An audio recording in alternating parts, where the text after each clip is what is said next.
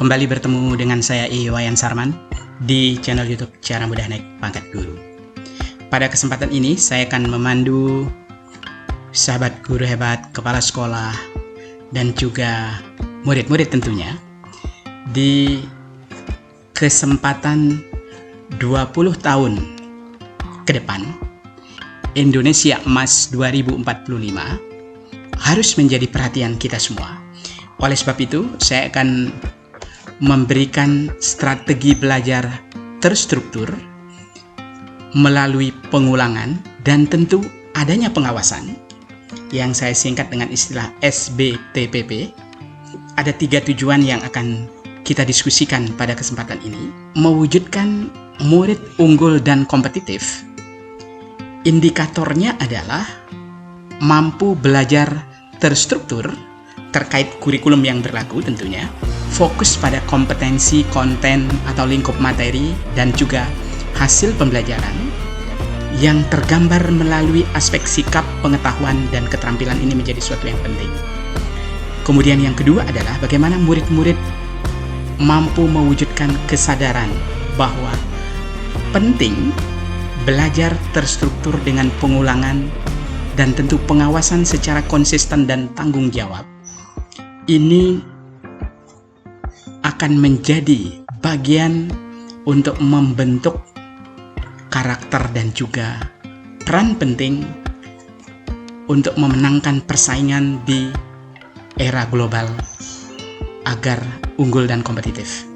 Nah, kemudian bagaimana kita mengoptimalkan peran murid untuk mewujudkan generasi muda unggul, kompetitif, produktif, dan efektif melalui pembentukan karakter moral tentunya. Indonesia Emas yang telah dicanangkan itu dapat saya bagi menjadi 5 poin di sini. Penting mempersiapkan generasi muda Indonesia berkualitas, kompeten, dan berdaya saing tinggi. Ini menjadi acuan kita semua di satuan pendidikan, jenjang pendidikan dasar maupun jenjang pendidikan menengah, bahkan pendidikan tinggi. Nah, oleh sebab itu, bonus demografi yang menjadi unggulan kita karena 70% usia produktif akan terjadi di 20 tahun yang akan datang, maka persiapan yang paling penting itu adalah bagaimana penguatan fondasi transformasi dimulai dari tahun 2025 sampai 2029 ini. Kemudian diakselerasi transformasi sampai kepada perwujudan Indonesia Emas yang 2040 sampai dengan 2045 itu. Output atau hasil akhir di dalam mewujudkan murid-murid yang unggul dan kompetitif, maka bagaimana prestasi akademiknya, bagaimana pengalaman kerjanya, keterlibatan dalam organisasi, kesiapan mental dan emosional agar bertahan menghadapi tekanan dan beradaptasi dengan perubahan berkarakter tentunya, sehingga di dampak atau target yang ingin dicapai, penyerapan kerja, kemajuan karir, inovasi dan kontribusi yang berhasil tentunya. Dan yang paling penting adalah bagaimana penghargaan kerja dan keterampilan yang diperoleh saat itu. Nah, oleh sebab itu, tawarannya saat ini penting sekali kita memberikan penguatan kepada kepala sekolah dan juga guru serta murid-murid kita agar menyadari bahwa menciptakan murid yang unggul dan kompetitif menuju Indonesia Emas di 2045. Nah, saya akan menawarkan bagaimana strategi belajar terstruktur, pengulangan, dan tentunya ada pengawasan lingkungan keluarga, sekolah, dan juga masyarakat ini agar murid-murid kita memiliki kecerdasan emosi melalui moral dan susila yang telah dibangun secara bersama-sama di lingkungan keluarga, sekolah, dan masyarakat.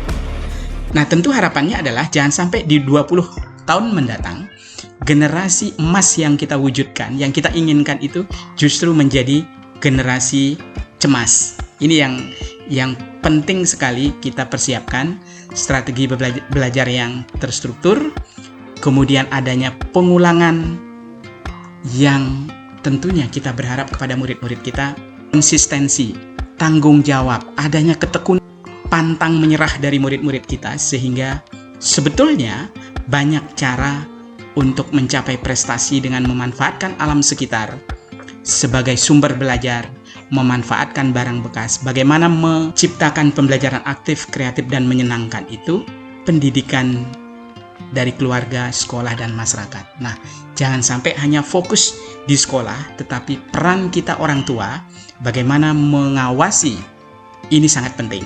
Strateginya tentu dimulai dari, pertama, bagaimana keberhasilan pembelajaran terstruktur itu fokus kepada ketercapaian kurikulum. Aspek kompetensi yang sesuai dengan konten, lingkup materi, hasil belajar yang menjadi tujuan yang ingin dicapai. Tentu muaranya adalah bagaimana perubahan aspek sikap, pengetahuan, dan keterampilan yang dimiliki oleh murid-murid kita.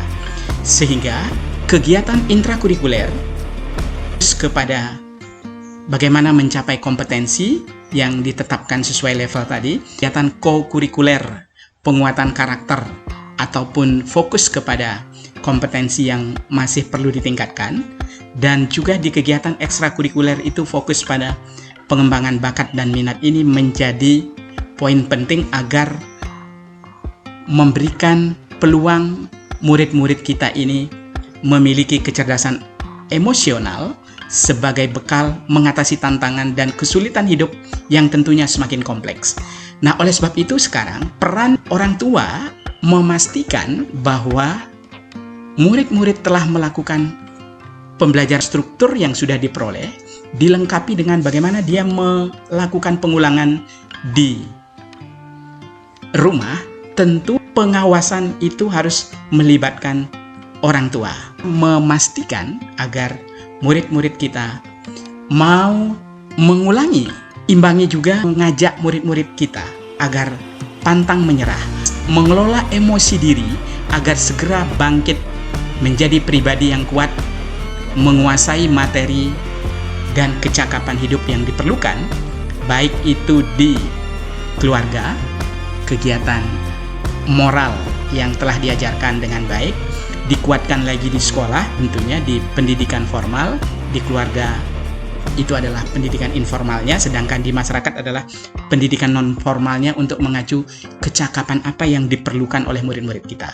Tekun dan konsisten serta penuh tanggung jawab inilah yang menjadi penguatan yang penting kepala sekolah dan guru-guru sampaikan kepada murid-murid, bahwa yang menjadi tanggung jawab belajar itu konsisten dengan melakukan pengulangan lambat di dalam mempelajari sesuatu, memiliki semangat motivasi yang tinggi, tekun dan konsisten agar terus berlatih, tentunya diawasi oleh orang tua dan tentu juga di masyarakat. Di samping memang guru yang menjadi peran pentingnya di situ. Tentu diimbangi dengan bagaimana penguasaan literasi dan numerasi ini menjadi penting agar murid-murid kita itu memiliki karakter moral dan kecakapan hidup yang diperlukan. Nah, oleh sebab itu peran penting di kepala sekolah, bagaimana kompetensi kepribadian yang memiliki bekal kematangan moral, emosi, spiritual, dan berperilaku sesuai dengan kode etik ini tentu menjadi kebiasaan yang terus harus dikembangkan. Fokusnya adalah bagaimana memulai kebiasaan refleksi. Nah, tentu berbicara refleksi di sini, bagaimana kepala sekolah fokus kepada refleksi yang berasal dari dalam diri, bukan refleksi berasal dari faktor eksternal terkait dengan teknologi ataupun kekurangan sarpras yang dimiliki. Tetapi diri kepala sekolah itu telah melakukan perubahan sehingga orientasinya berpusat pada peserta didik itu bisa tercapai. Nah, tentu di sosial ini bagaimana kolaborasi, akhirnya di kepribadian itu fokus kepada bagaimana empati dan bagaimana respek itu menjadi penting untuk meningkatkan kompetensi murid-murid kita, sampai kepada profesional kepala sekolah, khususnya di dalam mengembangkan satuan pendidikan yang menjadi aspek penting. Ada 5 strategi, mulai dari membantu kepala sekolah dan wakil kepala sekolah untuk CP per minggu. Nah, itu tentu kaitannya adalah peran kepala sekolah sebagai memfasilitasi, memberdayakan guru. Berarti peran kepala sekolah itu sebagai coaching, itu adalah mengajarkan cara, berarti ini training. Kemudian memberikan contoh, berarti itu adalah mentoring. Kemudian consulting, itu bagaimana memberikan rekomendasi berdasarkan hasil analisis. Nah, tentu ujung dari semua ini adalah bagaimana mewujudkan integritas dari kepala sekolah, berakhlaknya itu fokus kepada loyalitas, kesetiaan, pengabdian, taat aturan, dan melakukan yang terbaik untuk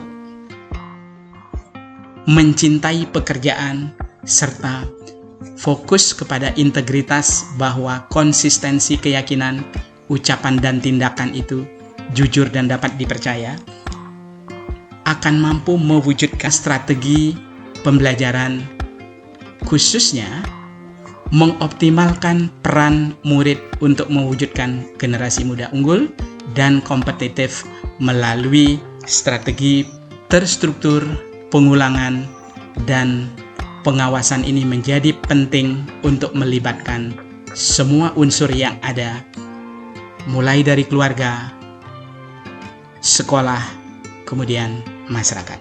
Mudah-mudahan bermanfaat. Terima kasih. Sukses selalu untuk kita semuanya.